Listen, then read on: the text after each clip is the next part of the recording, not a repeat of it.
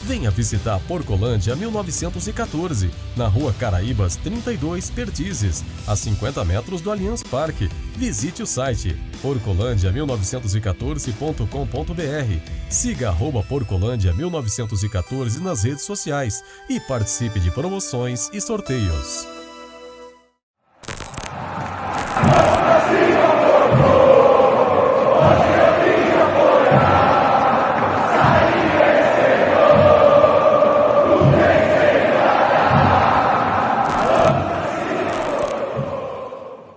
Vamos falar do contrato Palmeiras, W Torre, Arena, Real Arenas, aí, que o Galassi foi um dos caras que teve bem por dentro disso na época de 2013. Foi 2013? Foi antes, né? O Paulo assumiu em 2013. Na verdade, a gente já atuava, mas não vinculado à direção do clube, né? Mas desde da gestão do professor Beluso e do presidente Tironi, nós já atuávamos de alguma forma como grupo, né, em busca de fazer acontecer algumas coisas do interesse do Palmeiras em relação à obra da Arena, né? Mas era outra perspectiva, na verdade. Era uma perspectiva muito mais do lado de torcedor do que efetivamente de um representante da instituição. Mais ou menos isso. Mas eu explico um pouquinho depois como é que as coisas se deram aí ao longo do tempo, tá bom? Então, vamos falar sobre isso, tá? Vamos começar a entrar no tema aí desse contrato aí de... Ô Reginho, deixa eu aproveitar que aí eu já vou fazer a minha pergunta para ele. Sim. E aí eu acho que dessa pergunta vão se ramificar outras, tá? Ô Galassi, se você puder falar para a gente hoje, quais, de forma resumida, claro, quais são os pontos efetivos que estão hoje na mão da arbitragem e qual que é o prazo, né? Normalmente a arbitragem tem um prazo para se encerrar, né? Ela chega num ponto Sim. que ou ela entra num consenso, né? Ela aponta o lado que tem que ceder. Caso o lado não entenda que está certo, aí entra para a justiça. Não sei se é isso que acontece normalmente. Mas quais são os pontos, de forma resumida, que estão sendo discutidos na arbitragem hoje para o pessoal que tá ouvindo a gente aí? Na verdade, Edu, a situação é a seguinte. A própria escritura de superfície, né, o contrato de investimento original, antes da escritura de superfície, de cessão da superfície, ele já previa que qualquer tipo de litígio que houvesse entre as partes, que seria tratado em sede de tribunal arbitral, né? Não iria para o judiciário tradicional, digamos assim. Isso por quê? Porque todo mundo, na verdade, do meio empresarial sabe que a justiça é muito lenta, né? E eles acabam optando pelos tribunais arbitrais com o objetivo de acelerar as decisões de eventuais litígios. Basicamente isso. Então, já existia uma previsão desde lá do princípio, tá? Aquilo que eu vou falar para vocês, deixar claro, vai se resumir até o dia 30 de março de 2017. Nós já estávamos na gestão do Maurício Gagliotti, Sim. Perfeito? Isso por quê? Porque eu não fico à vontade para falar dessa data para frente, porque nesta data, tanto eu quanto o Guilherme Pereira, que é outro conselheiro e que na época era diretor jurídico, né, na gestão do Paulo, e que foi, digamos, o braço jurídico do clube no processo de arbitragem, nós fomos, na verdade, destituídos da diretoria, né? Isso daí, obviamente, por razões políticas, né? Porque vocês vão lembrar que algumas semanas antes nós havíamos comparecido à reunião do CD e nós havíamos votado pela impugnação da candidatura da atual presidente. A conselheiro, não era em relação à presidência. Sim. Era a participação na eleição do Conselho Deliberativo. Não vamos entrar no mérito, porque isso daí, na verdade, é outro assunto que foge do nosso escopo, né? Sim. Mas o que aconteceu de fato foi isso. No dia 30 de março, eu guardo bem as datas, tá? Tenho uma cabeça boa aí de memória remota. Nós fomos destituídos e a justificativa foi essa. Vocês votaram contra a gestão ou seja, por mais que a gente já tivesse participado do processo, desde que ele foi aberto, né? Primeiro, num processo de mediação no final de 2013, e depois, quando a construtora, em fevereiro de 14, ingressou de fato com o pedido de arbitragem, Na verdade, o trabalho que a gente fez valeu muito a pena, né? Foi bastante gratificante, mas para nós ele basicamente acabou no dia 30 de março de 2017. Então, até aí eu vou conseguir responder basicamente toda e qualquer pergunta que vocês e os ouvintes, né, fizerem a respeito. A partir daí, como nós fomos, digamos, alijados do processo, nós não tivemos mais aquele contato diuturno que a gente tinha com tudo que acontecia, né? Nós perdemos o contato com os escritórios de advocacia, tanto o CSMV, que é o escritório do SICA, na figura do Dr. Luiz Fernando de Carvalho, que é quem nos apoiava, né, nas questões, porque o contrato era eminentemente, digamos, de uma relação imobiliária entre as partes, que eu posso falar um pouquinho a respeito, e com o próprio pessoal do Pinheiro Neto, uma vez que a gente não fazia mais parte da diretoria a partir do dia 30 de março de 2017. Agora, antes disso, o que foi que de fato aconteceu, né? Primeiro, foi assinado um memorando de entendimento, se eu não me engano, em dezembro de 2007. A gestão era do presidente Della Mônica.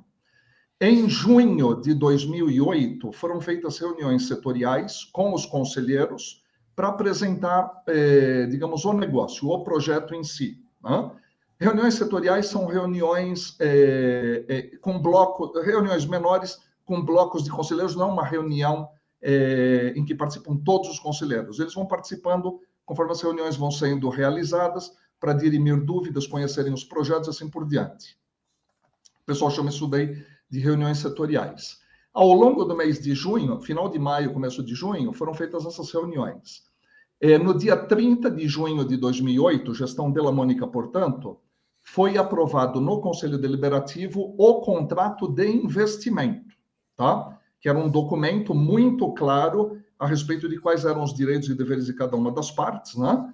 Estava tudo muito claro nesse contrato. Em agosto de 2008, o assunto foi submetido à Assembleia Geral de Sócios e foi aprovado. Vocês devem se lembrar, foi feita uma campanha enorme, né, pela aprovação do projeto, porque era a chance que o Palmeiras tinha, de fato, de melhorar toda a sua infraestrutura, uma vez que o Palestra Itália ele já era um estádio que inspirava, digamos, maiores cuidados, né, reformas, etc., e que seriam onerosas. Seria interessante, na verdade, a parceria, ela de fato, da forma como ela foi construída, ela seria bastante interessante para o clube e, obviamente, para outra parte também para a construtora. O que ocorreu, basicamente, foi o seguinte: depois da assinatura do contrato de investimento, nós, basicamente, e eu, particularmente, não era nem conselheiro, a gente não tinha acesso aos documentos, às informações. As coisas foram rolando ao longo do tempo. Até que em julho de 2010, nós já estávamos, então, na gestão do presidente Beluso, né? Nós tivemos aquele intervalo da gestão Tironi, onde nós tivemos muitas discussões. Vocês lembram que houve até ameaça, né, da construtora de desistir do projeto, porque as coisas não estavam andando a contento, etc. Foram feitos diversos aditamentos, né? Retificações e ratificações do documento original, até que nós chegamos e foi feita a lavratura da escritura de cessão da superfície. Foi isso daí que aconteceu. O que aconteceu depois disso daí? Nós também não estávamos a par do que estava rolando no processo, né? Eu só vim a ser conselheiro a partir de fevereiro de 2011. Mesmo assim, nós não tínhamos participação na gestão do presidente Tironi, né? Nós atuávamos como oposição, porém, em relação aos temas da Arena, nós nos reuníamos com o pessoal da W Torre, nós nos reuníamos, inclusive com o próprio Walter, fizemos reuniões com eles, onde a gente manifestava alguns interesses nossos, muito mais como torcedores do que como dirigentes do clube, né?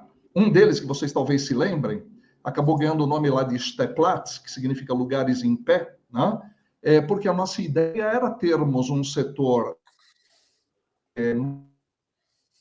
arquibancadas mesmo, em que a gente conseguiria, inclusive, praticamente dobrar a capacidade do setor se a gente removesse as cadeiras, né? Se eles utilizassem cadeiras removíveis, e com isso a gente ganharia em capacidade. Era basicamente essa daí a ideia. Entre outras ideias também, a gente discutia até a própria questão do gramado a ser utilizado. Eu lembro que existia a solução de Wembley, né? Que era um gramado da marca Desso, que era um misto de sintético com grama natural, Na verdade, tinha, se não me engano, 3% de grama sintética apenas, mas isso daí favorecia o entrelaçamento das raízes. O do Corinthians é assim, exatamente isso. E você vê que é um gramado bastante bom, né? Bastante interessante. E a gente estava se inspirando, obviamente, em soluções europeias, em função já do expertise que eles tinham criado ao longo dos anos em que eles desenvolveram as novas arenas, os novos estádios na Inglaterra e também os estádios padrões FIFA para as Copas do Mundo, né?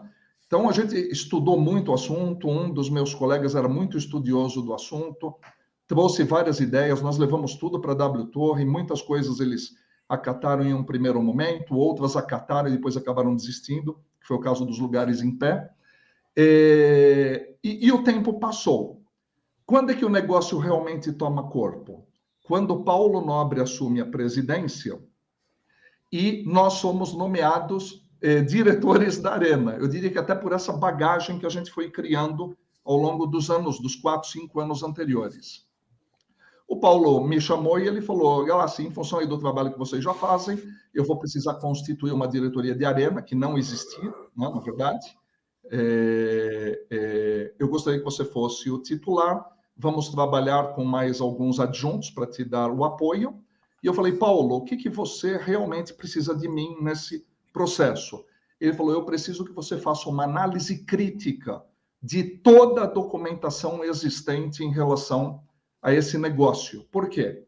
Porque ele disse, eu já ouvi tanta coisa a respeito e algumas coisas que acabam conflitando, né, entre as fontes de informação, que eu preciso efetivamente entender o que foi feito. O Paulo pediu que eu fizesse uma análise crítica de toda a documentação e aí começou a luta. Por quê?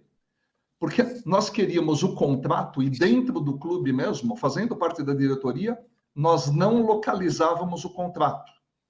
O que nós tivemos que fazer? Nós tivemos que buscar o contrato de cessão da superfície no próprio cartório, né? No notário público onde ele havia sido registrado. E quem cuidou disso daí foi o departamento jurídico do clube. Isso é para vocês perceberem o nível de deficiência que o clube tinha na época na gestão dos seus próprios negócios e talvez até do contrato mais importante da história dele, pelo menos a partir daquele momento. Conseguimos arregimentar muitos documentos. Eu capitaneei esse trabalho de análise crítica da documentação. Na época, nós nos juntamos com o pessoal da Comissão de Obras do COF, do Conselho de Orientação e Fiscalização, porque eles já vinham fazendo um trabalho muito mais orientado para o cumprimento das cláusulas contratuais em relação às obras de benfeitorias, né, que seriam contrapartida à cessão da superfície. E nós tínhamos uma visão muito mais voltada à arena propriamente dita e aos interesses do Palmeiras em relação ao futebol. Então, nós juntamos, na verdade, essas equipes, integramos essas equipes e começamos a trabalhar forte. Travando de novo, né, Edu? Galassi? Oi, voltou, Galassi. O link de novo? Voltou, tá travando sua internet aí, tá dando umas picotadas aí. Liga talvez lá, claro. Seja um pouco da minha aqui, talvez seja um pouquinho da minha aqui, da Vivo, que apesar de fibra aqui, às vezes dá uns crepes. Mas pode voltar a falar, agora coisa, voltou aí. Voltou, perfeito. Então, nós fizemos análise dessa documentação e foi aí que nós começamos a apurar algumas divergências entre aquilo que constava do contrato de investimento assinado em 2008 em relação ao que havia sido transcrito para a escritura de superfície em 2010. Foi basicamente isso daí o que nós começamos a apontar, a apurar. E um dos pontos críticos era justamente essa questão do que se chamava de 10 mil cadeiras especiais, porque o termo especial, em partes da escritura de superfície, ele foi suprimido, né? A gente não sabe se propositadamente ou não, mas o termo foi suprimido e acabava dando margem a, digamos, interpretações diversas. Foi esse daí o problema central que nós localizamos. O que ocorreu? A construtora, em uma das reuniões que eu fiz com eles, já empossado na diretoria de Arena, eu fui informado pelo diretor de novos negócios da W Torre que tinha sido diretor de marketing do Palmeiras na época da negociação original, né?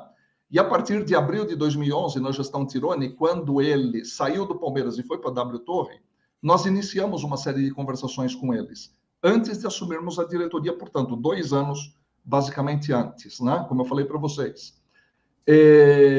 Essa pessoa, ela me procurou e ela falou o seguinte, inclusive acabou documentando isso, daí acabou servindo como prova na arbitragem.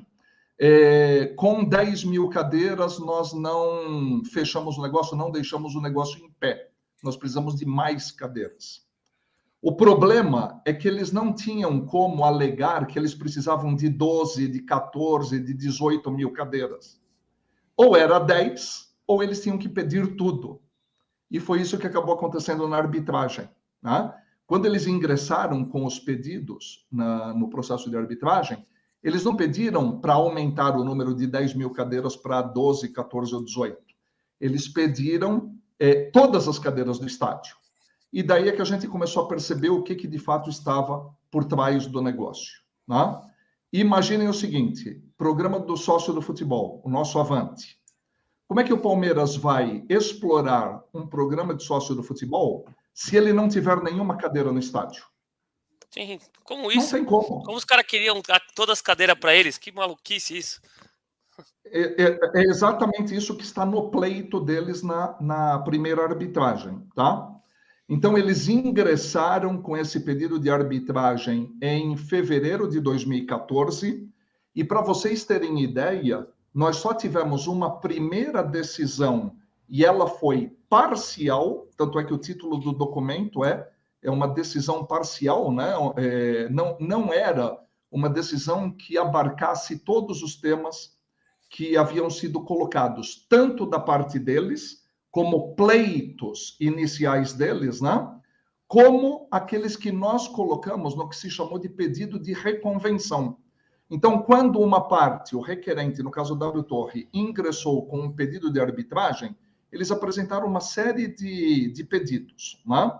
O que nós fizemos dentro do processo? Nós retrucamos os pedidos deles com todas as nossas provas materiais disponíveis, aquelas que a gente levantou ao longo do tempo, e, ao mesmo tempo, nós entramos com um pedido de reconvenção. Esse pedido de reconvenção, na verdade, foi para fins da gente demonstrar que eles não estavam cumprindo com uma série de disposições previstas no contrato de investimento e na própria escritura de superfície. Não apenas em relação à construção da arena, mas também em relação à execução das obras de contrapartida, né? A gente precisa entender o seguinte, e aí, pessoal, o assunto ele é muito extenso, hoje não vai dar tempo da gente tratar tudo, fica o compromisso da gente, em próximos capítulos, digamos assim, a gente trazer mais informações, porém limitado ao período que eu falei para vocês, que é quando a gente esteve lá, né? O que acontece é o seguinte, este negócio, a característica dele é de um negócio imobiliário. O Palmeiras cede a superfície, a construtora tem a obrigação de construir a nova arena, ela tem o direito de explorar a nova arena, esta arena ela volta para o Palmeiras no dia de jogo da equipe profissional do Palmeiras, isso é bem claro no contrato, né? Em regime de comodato. Então, é como se eu tivesse a propriedade do bem, eu cedesse ele para um terceiro, porém, no dia de jogo da equipe profissional de futebol do Palmeiras, ele volta para o Palmeiras em comodato. Então, quem administra o estádio no dia do jogo é o Palmeiras. Este é o conceito. E por se tratar de um negócio imobiliário, né, eles teriam o direito, então, de exploração das receitas, que basicamente se dividiriam em 2 grupos. O primeiro, que era chamado de receitas patrimoniais, englobava o naming rights, englobava a exploração da locação dos camarotes, englobava a exploração das 10 mil cadeiras especiais. E o que se chamava de receitas operacionais eram receitas advindas, por exemplo, da locação do estádio para shows, do anfiteatro para shows, se eles quisessem alugar espaços internos para lojas de material esportivo, para academias de ginástica, para restaurantes e lanchonetes, eles poderiam fazer tudo isso, né? Mas vocês percebem que o cunho do negócio era imobiliário, né? Totalmente imobiliário. Em nenhum momento se discutiu a cessão dos direitos do Palmeiras e das receitas advindas desses direitos sobre o programa de sócio do futebol, né? Eu só dei esse exemplo para vocês, que este, no fim das contas, acabou sendo o grande objetivo deles, que era ter o controle de toda a capacidade do estádio, que foi o motivo de eles terem ingressado com uma segunda arbitragem antes que a primeira tivesse sido concluída.